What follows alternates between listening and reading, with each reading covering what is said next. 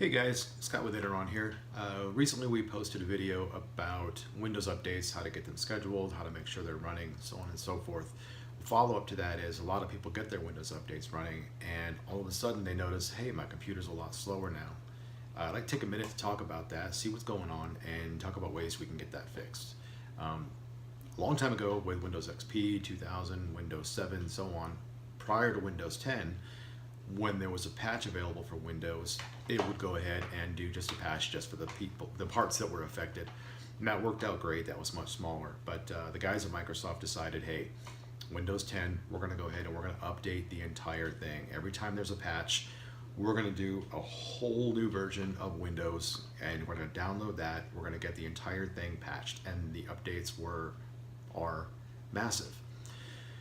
The problem with that is, with the Windows 7 and prior, the updates were small and only a few files were affected. With Windows 10 updates, almost every file in your system is replaced. That causes a long time needed for doing the Windows updates itself, but then afterwards, all the files were kind of shuffled around and they weren't in the right order. Think of it kind of like a record analogy. With a record, you put the needle on the record, and as it spins, it's a continuous stream of music. You don't have to lift up the needle and move anywhere else. You could just keep listening. Well, in an ideal world, the computer is just like that. It's got a hard drive inside. That keeps the data intact. But as Windows updates occur, those files get shifted around. Sometimes they're at the end of the record, sometimes they're at the beginning of the record, and it has to constantly, I guess for lack of a better term, it's moving the needle around. And that moving that needle around is what really causes everything to get really slow. So what we can do to fix that is Microsoft includes a couple of utilities. And before we get into that, I want to get back to the Windows updates. When Microsoft with Windows 10, when they do an update, they basically say, okay, we're going to make a snapshot of the way the system is now. And after the updates, if something goes wrong, in an ideal world, we can roll back that update and we can put that system in place back the way it was. And that's fine, but the problem with that is it takes up a lot of space and it's not really ideal for storage. So Microsoft includes a utility called Disk Cleanup, and what that does is it offers you a way to take out temp files and internet files, the previous version of Windows prior to the update. All of these things that take up space. And I'll get back to why that's important in a minute. But when you run this utility, you can choose all of these options and you can get rid of all that extra stuff that's going to slow your system down. That's half the battle. So what I want to do now is go ahead and show you this disk utility, and we'll go ahead and look at what it does and why this is good. So what I want you to do is go ahead and click on your start button and then start typing in Disk Cleanup, D-I-S-K, and you'll notice it comes up with the option right there, desktop app. Go ahead and click on that, and that's going to offer you, if you have more than one disk, it's going to pop this up. Most often your system disk that you're concerned with is the C drive. So we're going to go ahead and click on C, and now it's analyzed everything here that you can delete. Now there's two modes to run this. There's the mode we're in now where we're looking at just basic files that I as a normal user have access to, and I can check all these boxes and you can see it's going to free up all this stuff here. We can scroll down, we can see all these extra things.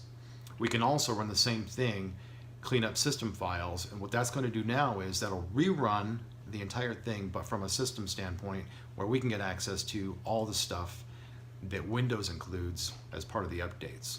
Go ahead and click on OK, again, on your C drive if it offers that.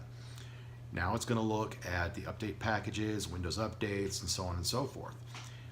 Here, we can go through and we can choose all the stuff that Windows includes in its updates. Now you see the numbers are much bigger. And this is the biggest one right here. This allows us to clean up. We can check all these boxes.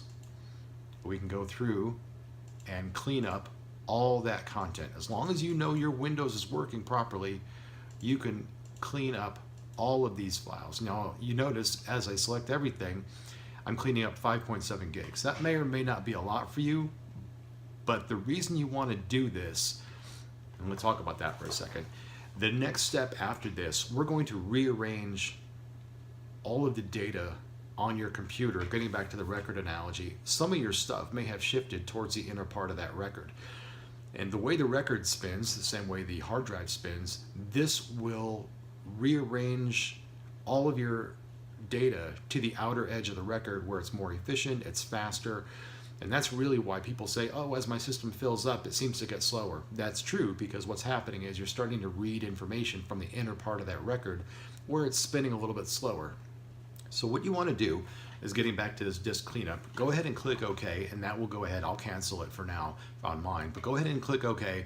That's probably going to take a while. And what it's doing, it's cleaning up all the junk off of your system.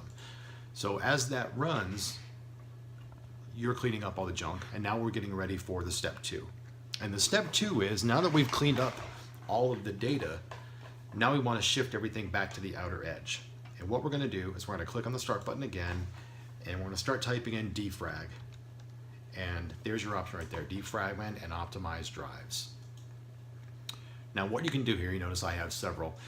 You can click on the C drive and you can go ahead and hit analyze or optimize. This is already not going to be checked because I have a solid state drive. A solid state drive, we'll get into that in a future video, but if we click on a hard drive here, you'll notice that we have analyze and optimize. The reason we don't do this with a solid state drive is because there's no moving parts inside, so the record analogy doesn't really apply. But on a regular hard drive, you'll be able to click on this on your C drive, you'll be able to hit analyze, and it will go through and it will check out everything that's going on there. And you notice it doesn't take too long, it's not doing a lot, it's just looking at how bad the drive is fragmented or shifted around different parts of your drive. Now you can click on optimize, and this is where it's going to find all the files in various places and put them back in order. And that is what's going to speed up your system quite a bit. Now, if that doesn't work, you also have third-party utilities. We can go through and, like, one that I like is Ultra Defrag, and you can search that on the internet. I'll provide a link at the end of the video. And the Ultra Defrag is good because it offers something called boot time defragmentation. And the boot time defrag is really good because there's a lot of files with Windows that are used and you can't optimize those and get those back in order while the system's running. But by doing a boot time defrag, before all those system files that you need are in use and can't be touched, it goes through and defrags those files, makes them faster, and that's where you really get some performance increases by doing a boot time defrag. And that's not something Windows does. Their built-in utility, it's not too bad, but it lacks a few features, most notably the boot time defrag, which is where you can really see some good benefits. So we'll go over that in another video, but here you can go ahead and click on optimize. Again, this is a process that's going to take a while. Your system didn't slow down in a heartbeat, it's not going to speed back up in a heartbeat. So go ahead and click optimize here, and then basically go ahead and get a cup of coffee, have some breakfast, maybe do this before you go to bed at night. It could take hours if you've never done this before. Windows is good about doing this on its own, but if you haven't ever done it before, this could really give you some benefits, but it could take some time. So we've got that. We've gotten rid of our temp files. We've talked about getting our defrag done and rearranging everything back in the order that it needs to. So what happens if that doesn't give you the best bang for your buck? Well, Microsoft also has something called Readyboost, and the basic premise is your hard drives may be not so fast, but thumb drives tend to be pretty quick, just your basic USB thumb drive. And so what we can do is we can get a USB thumb drive and we'll plug it into the system, and I happen to have one here. I'll go ahead and plug that in. And once you plug this into the system, you can go to Windows Explorer and you can set that drive to be used for Readyboost. And what happens with Readyboost is, hold on one second while I pull up Windows Explorer. So now you see there is a thumb drive here. This thumb drive, we can go ahead and right click on that and go to Properties, and you'll notice we have a tab for Readyboost. Now, the reason this one says you can't use it for Readyboost is because the C drive that I have is already much quicker than this. But if you have a drive that's not very quick, it'll say an option right here for use this device for Readyboost. You click on OK there, and then you leave that thumb drive in. And what happens is when you run Readyboost, you only have to do that one time, first of all. Once you have that, you leave that in your system forever and ever. And what happens is, as you run a program, your files, your programs get shifted over from the slow running hard drive to the fast running thumb drive. So you'll notice the first time you run like Excel or Word or Internet Explorer or Google Chrome, you'll notice it's a little bit sluggish. The second time you run it, all of a sudden it seems to pop open much quicker. And the reason that's happening is Readyboost said, oh, you use that file, Chrome, and now I'm going to think that you might need that in the future. So I'm going to store a copy of that on the thumb drive where it's much, much quicker. And that appears to make your system much quicker. Now, you don't need a very big hard drive or a big thumb drive for this. You can get away with, I don't know, maybe a 4 gig. I notice most thumb drives these days are 8, 16, 32 gigs. Some are even up to 128 gigs. You don't really necessarily need that, but you know, the 4 gigs works great. In reality, you only use about 5 or 6 programs most of the time anyways, and you can shift those over to your thumb drive automatically, and it doesn't take up much space. So we've done some defrag, we've analyzed what's going on with your files, and there you have it. So we've gone over some of the free stuff, the free utilities that are built into Microsoft. The Ultra Defrag, if you wanted more functionality like the boot time defrag, that's a free download. The cheapest part is just including the thumb drive. The thumb drive is going to give you a lot of bang for your buck if you still have a slower system. But let's say, for example, you don't have the performance that you still want. You can go out and get yourself what's called an SSD, a solid state drive. And the reason that's great is there's no moving parts inside. You don't need to do any maintenance to those whatsoever. You pop it in and it just runs.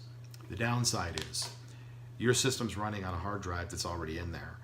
If you install an SSD, you have to copy, and there's utilities for this, you have to copy everything from your hard drive in a certain manner over to your solid state drive.